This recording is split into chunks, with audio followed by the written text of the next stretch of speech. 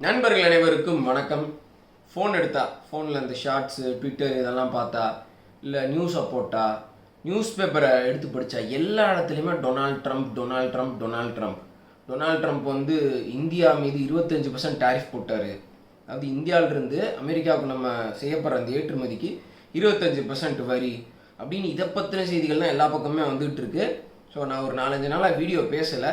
இந்த விஷயம் சம்மந்தமாக ரொம்ப தெளிவான விஷயங்களை பார்த்துருவோம். நம்மளுடைய அரசாங்கம் எடுத்திருக்கக்கூடிய அந்த ஒரு உறுதியான நிலைப்பாடு ட்ரம்ப்புக்கு எப்படிப்பட்ட ஒரு சிக்கலை ஏற்படுத்தியிருக்கு அப்படின்றத இந்த வீடியோவில் நம்ம பார்த்துடலாம். அப்புறம் பாகிஸ்தான் பங்களாதேஷ் செஞ்ச இந்த கோமாளித்தனம், இந்த ட்ரம்ப் விஷயத்தில் இவங்க பண்ண அந்த சொதப்பல், அதையும் நம்ம பார்த்துடலாம் நண்பர்களே. ஃபஸ்ட்டு ட்ரம்ப் வந்து இந்தியாவினுடைய எக்ஸ்போர்ட்ஸின் மீது 25% டேரிஃப் அப்படின்னு போட்டிருக்காரு. ஆனால் அதில் இந்தியா அமெரிக்காவுக்கு முக்கியமாக ஏற்றுமதி செய்யக்கூடிய ஃபார்மசூட்டிக்கல்ஸ், அப்புறம் எலக்ட்ரானிக்ஸ் குட்ஸ், அந்த ஸ்மார்ட் ஃபோன்ஸ் இதெல்லாம் நம்ம எக்ஸ்போர்ட் பண்ணுறோம்ல. ஸோ இது அந்த 25% டேரிஃபில் இருந்து எக்ஸம் செய்யப்படுது. இதுக்கெல்லாம் 25% டேரிஃப் கிடையாது. இதுக்கு முன்னாடி இருந்த அதே நிலமை தான். ஐடி செக்டாருக்கும் இந்த 25% டேரிஃப் இருக்குதா இல்லையா அப்படின்றது இன்னமும் கிளியராக தெரிய வரலை. இன்னொரு விஷயம் என்ன சொல்கிறாங்கன்னா, ஆகஸ்ட் 1ஆம் தேதியிலிருந்து இந்தியா மீது 25% டேரிஃப்னு ட்ரம்ப் சொன்னார். அதுக்கு இன்னமும் ஒரு கிளியர் எக்ஸிக்யூட்டிவ் ஆர்டரோ இன்னும் எந்த இதுவுமே வரல. இப்போ என்ன சொல்கிறாங்க, ஆகஸ்ட் 7ஆம் தேதியிலிருந்து தான் அந்த டேரிஃப் வந்து நடைமுறைக்கு வரும், ட்ரம்ப் அதை கொஞ்சம் டிலே பண்ணிட்டாரு அப்படின்லாம் சொல்கிறாங்க. சரி, இந்த டேரிஃப் வந்து இந்தியாவின் மீது போடப்பட்டால் இந்திய பொருளாதாரத்தில் இந்தியாவினுடைய ஜிடிபியில் 0.2% தான் தாக்கம் இருக்கும், பெரிய இம்பேக்டை இது ஏற்படுத்தாது அப்படின்னு சொல்லியிருக்கிறாங்க. முக்கியமாக ட்ரம்ப் எல்லா நாடுகளின் மீதும் 10% பேஸ்லைன் டேரிஃபாக போட்டுட்டார். ஸோ அதுக்கப்புறமும் நிறையா டேரிஃப் போட்டிருக்காரு. இப்போ நம்மளுக்கு 25% டேரிஃபு, பங்களாதேஷ்க்கு 20% டேரிஃபு, பாகிஸ்தானுக்கு 20% டேரிஃபு. ஸோ ஒரு 5% தான் டிஃபரன்ஸ். ஸோ எல்லா நாடுகளின் மீதும் ஒரு பிளாங்கெட் டேரிஃபை ட்ரம்ப் வந்து போட்டுட்டார். ஸோ அதனால இந்தியன் எக்ஸ்போர்ட்டுக்கு மட்டும் இது வந்து ஒரு பெரிய பாதிப்பை ஏற்படுத்தாது அப்படின்னு வந்து சொல்கிறாங்க. சரி, இப்போ முக்கியமான விஷயத்துக்கு வரேன். ட்ரம்ப் ஏன் இந்தியாவின் மீது 25% டேரிஃப் போட்டார்? இந்தியாவுக்கும் அமெரிக்காவுக்கும் இடையில இந்த ட்ரேட் பேச்சுவார்த்தை ட்ரம்ப் பிரசிடென்ட் ஆன அந்த சமயத்திலிருந்தே பல மாதத்துக்கு முன்னாடியே ஆரம்பிச்சிருச்சு. கூடிய விரைவில் ஒரு ட்ரேட் டீல் அமெரிக்காவோட போட்டணும்னு நம்ம எல்லா வேலைகளும் பண்ணோம். ஆனால் நம்ம ஒரு விஷயத்தில் தெளிவாக இருந்தோம். என்ன அப்படின்னா, அமெரிக்காவிலேருந்து இந்தியாவுக்கு ஏற்றுமதி செய்யப்படுற அந்த டெய்ரி ப்ராடக்ட்ஸ், பால் சார்ந்த அந்த பொருட்கள், அப்புறம் இன்னும் அக்ரி ப்ராடக்ட்ஸ், இது எல்லாத்துக்கும் அதிக % டேரிஃப் இருக்கிறது அப்படியே இருக்கும் அப்படின்றது நம்ம தெளிவாக இருந்தோம். இது அமெரிக்காவுக்கு பிடிக்கல. நம்ம ஏன் இந்த விஷயத்தில் ரொம்ப தெளிவாக இருந்தோம் அப்படின்னா, இங்கே இருக்கக்கூடிய விவசாயிகள், சிறு குறு விவசாயிகள் எல்லாத்தையும் பார்த்தீங்கன்னா ஒரு 3-4 மாடு இருக்கும், மிஞ்சி போனால் 10 மாடு வச்சுருப்பாங்க. இந்த மாதிரி நிறைய பேர்த்துக்கிட்ட இருந்து தான் பாலை வந்து நம்ம சோர்ஸ் பண்ணி நம்ம எல்லாருமே பொதுஜனம் எல்லாருமே நம்ம கன்சியூம் பண்ணுறோம். அங்கே அமெரிக்காவில் பார்த்தீங்கன்னா ஒருத்தன் 100 மாடு 200 மாடுன்னு வச்சுருப்பான். பெரிய அளவுக்கு அவனோடது இண்டஸ்ட்ரியலைஸ்டு, நிறையா எக்யூப்மெண்ட்ஸ் அவங்ககிட்ட இருக்குது. ஸோ அதை வச்சு கவர்மெண்ட்டோட ஹெல்ப்பில் அவன் மாஸ் ப்ரொடக்ஷன் பண்ணி அதை எக்ஸ்போர்ட் பண்ணுறான். ஸோ இங்கே இருக்கக்கூடிய நம்ம விவசாயிகளும் அவங்களும் வந்து ஒன்று கிடையாது. அதனால் நம்மளுடைய விவசாயிகளை நம்ம தான் பாதுகாத்தாகணும். அவன் பெரிய அளவுக்கு கொள்ளை லாபம் மீட்டுறதுக்கு நம்மளுடைய சந்தையை நம்ம திறந்து விட முடியாது. அப்படி நம்ம திறந்து விட்டால் நாளைக்கு இங்கே இருக்கக்கூடிய விவசாயிகள் மாட்டையும் நிலத்தையும் விற்றுட்டு போயிடுவாங்க. அவங்க அப்புறம் திருப்பி நம்மளுக்கு உணவு வேணும் அப்படின்னு நம்ம கேட்டால் கூட வந்துட்டு வரமாட்டாங்க. ஸோ இது அவங்களுடைய வாழ்க்கையை பொறுத்தது மட்டும் இல்லை, நம்மளுடைய ஃபுட் செக்யூரிட்டி அப்படின்னு சொல்கிறோம்ல, ஸோ அந்த விஷயத்தையும் சார்ந்தது. அப்புறம் இங்கே இன்னொரு விஷயம் பார்த்தீங்கன்னா, பாலை வந்து முழுமையாக ஒரு சைவமான ஒரு உணவு, சைவ உணவு அப்படின்னா இந்தியாவில் நிறைய பேர் இந்த வெஜிடேரியன்ஸ் வந்து குடிக்கிறாங்க. அவங்க நான்வெஜ்லாம் சாப்பிடாதனால பால் நிறையா குடிப்பாங்க. அது கம்ப்ளீட்லி வெஜிடேரியன் அவங்க நினைக்கிறாங்க. ஆனால் அமெரிக்காவில் உற்பத்தி செய்யப்படுற அந்த பால், அந்த பசுவுக்கு வந்து பார்த்திங்கன்னா அவங்க நிறையா பவுல்ட்ரி வேஸ்ட், கோழி கழிவுகள், அப்புறம் இன்னும் நிறையா நான்வெஜ் ஐட்டம்ஸ் இதெல்லாம் போட்டு அவங்க வந்து பால் உற்பத்தியை பெருக்கணும் அப்படின்னு அவங்க செஞ்சிட்ருக்காங்க. ஸோ அந்த பால், அந்த டைரி ப்ராடக்ட்ஸை இங்கே இம்போர்ட் பண்ணால் இங்கே இருக்கிறவங்களுடைய அந்த ரிலீஜியஸ் சென்டிமெண்ட்ஸும் வந்து அஃபெக்ட் ஆகும் அப்படின்ற அந்த காரணத்தையும் அரசாங்கம் வந்து மனசில் வச்சுருக்கிறாங்க. ஸோ அதனால் அந்த விஷயத்துக்கு டோட்டலாக நோ சொல்லிட்டாங்க. இப்போ இது அமெரிக்காவுக்கு மிகப்பெரிய ஒரு கடுப்பை ஏற்படுத்துது. ஸோ அதனால இந்தியா மீது இந்த 25% டேரிஃப் அப்படின்றத அவங்க ஸ்ட்ராங்காக வந்து வைக்கிறாங்க, முன்னெடுத்து வைக்கிறாங்க. ஆனால் பல்ல கடிச்சிக்கிட்டு தான் இந்த 25% டேரிஃபை அவங்க போடுறாங்க. அவங்களுக்கு வந்து இன்னமும் அதிக டேரிஃபை இந்தியா மீது போடணும் அப்படின்ற அந்த ஒரு ஆசை தான். ஆனால் இந்தியா ஒரு வளர்ந்து வரும் பொருளாதாரம், பெருசாக எதுவும் பண்ணிட முடியாது அப்படின்றதும் அவங்களுக்கு தெரியும். இப்போ பாருங்கள், பங்களாதேஷ், பாகிஸ்தான் இவங்கெல்லாம் அமெரிக்கா சொல்கிறது எல்லாத்துக்குமே சரின்னு சொல்லிட்டாங்க. ஆனாலும் அவங்களுக்கு 20% டேரிஃப், பாகிஸ்தான் மீது 19% டேரிஃப்னு நான் நினைக்கிறேன். எல்லாத்துக்குமே ஓகே சொல்கிறாங்க பாகிஸ்தான், ஆனாலும் 19% டேரிஃப். பங்களாதேஷ் பாருங்கள், பூயிங் அந்த விமானத்தை பெரிய எண்ணிக்கையில் நாங்கள் உங்ககிட்ட இருந்து வாங்குகிறோம், உங்ககிட்ட இருந்து நாங்கள் கோதுமை வாங்குகிறோம், அது இதுன்னு நிறையா சொல்லி பார்க்குறாங்க. ஆனாலும் 20% டேரிஃப். ஸோ அதனால் இந்த டேரிஃப்னால இந்தியாவுக்கு ஒரு தனிப்பட்ட பாதிப்பு அப்படின்றது நிச்சயமாக கிடையாது. அதனால தான் நம்மளுடைய காமர்ஸ் மினிஸ்டர் பியூஷ் கோயல் பார்லிமெண்ட்டில் என்ன ஒரு விஷயம் தெளிவாக சொல்லியிருக்கிறாருன்னா, இந்த விஷயத்தில் நாங்கள் ரொம்ப தெளிவாக இருக்கிறோம், விவசாயிகளினுடைய அந்த நலன் தான் முக்கியம், அதனால் இந்த நிலைப்பாட்டிலிருந்து நாங்கள் மாற மாட்டோம் அப்படின்னு சொல்லியிருக்கிறாரு. ஆனால் ட்ரம்ப் என்ன நினச்சிக்கிட்டு இந்த நடவடிக்கைகள்லாம் எடுக்கிறாருன்னா, எல்லாரும் நம்மளை பார்த்து பயந்துருவாங்க, அவங்களுடைய முடிவை மாற்றிக்குவாங்க, முதல்ல நம்ம ஒரு டேரிஃபை போடுவோம், நம்ம அப்படியே ஸ்ட்ராங்காக அதில் இருக்கிற மாதிரி காமிச்சிக்குவோம், அமெரிக்கா ரொம்ப ஒரு சக்தி வாய்ந்த நாடு, அப்படி முடிவு எடுத்துட்டா நம்ம ஒன்றுமே பண்ண முடியாது அப்படின்னு சொல்லி எல்லாம் இறங்கி வருவாங்கன்னு நினச்சிக்கிட்டு ட்ரம்ப் பண்ணுறாரு. ஆனால் அதுக்கு வாய்ப்பு இல்லை அப்படின்னு நம்மளுடைய காமர்ஸ் மினிஸ்டர் பார்லிமெண்ட்டில் தெளிவாக சொல்லிட்டாரு. இதுக்கப்புறம் அமெரிக்கா என்ன பண்ண போகிறாங்க, அதுதான் இங்கே ஒரு மிகப்பெரிய கேள்வி. அமெரிக்காவுக்கே ஒரு மிகப்பெரிய சிக்கலை ட்ரம்ப் ஏற்படுத்தி இருக்கிறார். ஜூன் மாதம் வந்த அந்த இன்ஃப்ளேஷன் டேட்டாவின் படி என்ன அப்படின்னா, அமெரிக்காவில் ரீட்டைல் இன்ஃப்ளேஷன் 2.6% அதிகமாகியிருக்கு. போன வருஷம் இதே ஜூன் மாதத்தை கம்பேர் பண்ணுறப்போ அதிகமாகியிருக்கு.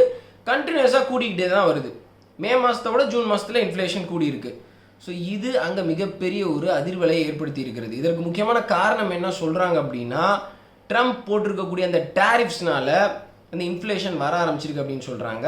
ஆனால் ட்ரம்ப் வந்து யார் மீது குற்றச்சாட்டு வைக்கிறாரு, அங்கே இருக்கக்கூடிய ஃபெட் சேர்மன் பவுல் மேலே குற்றச்சாட்டு வைக்கிறாரு. அவர் சரியாக வேலை செய்கிறது இல்லை, அவர் தவறான டேட்டாஸை கொடுத்து மிஸ்ரெப்ரசன்ட் பண்ணுறாரு அப்படின்னு சொல்கிறாரு. இன்னொரு பக்கம் ஜூலை மாதத்தினுடைய ஜாப்ஸ் டேட்டா, அதாவது எவ்வளோ பேர் புதுசாக வேலையில் சேர்ந்துருக்கிறாங்க, எத்தனை பேர்த்துக்கு வேலை கிடச்சிருக்கு அப்படின்ற ஒரு முக்கியமான டேட்டா, அது ஸ்லோ டவுன் ஆகிருக்கு. மே மாதம் ஸ்லோ டவுன் ஆகிருக்கு, ஜூன் மாதமும் ஸ்லோ டவுன் ஆகிருக்கு, ஜூலை மாதமும் அது குறைஞ்சிருக்கு. ஸோ இது இன்னொரு பெரிய ஒரு அதிர்வலையை அமெரிக்காவில் ஏற்படுத்தியிருக்கு. அங்கே இருக்கக்கூடிய ஸ்டாக் மார்க்கெட் கடைசி ட்ரேடிங் செஷனில் பெரிய அளவுக்கு இந்த டேட்டா வந்ததுக்கப்புறம் வீழ்ச்சி அடைஞ்சிருக்கு. உடனே ட்ரம்ப் என்ன செய்கிறாரு தெரியுமா, இதற்கான அந்த நடவடிக்கையை எடுக்கிறத விட்டுட்டு, அது எப்படி சரி செய்கிறது அப்படின்றத விட்டுட்டு, அந்த ஜாப்ஸ் டேட்டாவை ரிலீஸ் பண்ணக்கூடிய அஃபீஷியல் அவரை வந்து டிஸ்மிஸ் பண்ணுறாரு. இவர் ஜோ பைடன் நியமித்த அதிகாரி, அதனால் என்னுடைய அரசாங்கத்தின் மீது ஒரு களங்கத்தை ஏற்படுத்துவதற்காகவே இவர் இப்படி ஒரு டேட்டாவை ரிப்போர்ட்டை வெளியிட்டிருக்கிறார் அப்படின்னு சொல்லி அவரை நீக்கிறாரு. ஸோ இப்படி கோமாளித்தனமாக ட்ரம்ப் பல முடிவுகளை எடுத்து வந்துட்டு இருக்கிறாரு. ஸோ இப்போ இந்த 25% டேரிஃப்னால இந்தியாவுக்கு பாதிப்பா அப்படின்னு நம்ம பேசுகிறத விட, இதனால் அமெரிக்காவுக்கு என்ன பெரிய பாதிப்பு அப்படின்னு தான் வந்து நம்ம பேசி ஆகணும். இப்போது அந்த 25% டேரிஃப்னு நான் சொல்கிறேன்ல, சரிங்க, அதனால் இந்தியாவினுடைய எந்த எக்ஸ்போர்ட்டுங்க வந்து அஃபெக்ட் ஆகும், எதுக்கு ஒரு சின்ன பாதிப்பு கூட இல்லாமல் போயிடும் அப்படின்னு நீங்கள் கேட்கலாம். இந்தியாவினுடைய textile export, jewellery export, gems export, auto components, sea food, இதனுடைய எக்ஸ்போர்ட் வந்து இந்த 25% டேரிஃப்னால பார்ஷியலாக அஃபெக்ட் ஆகலாம் அப்படின்னு சொல்கிறாங்க.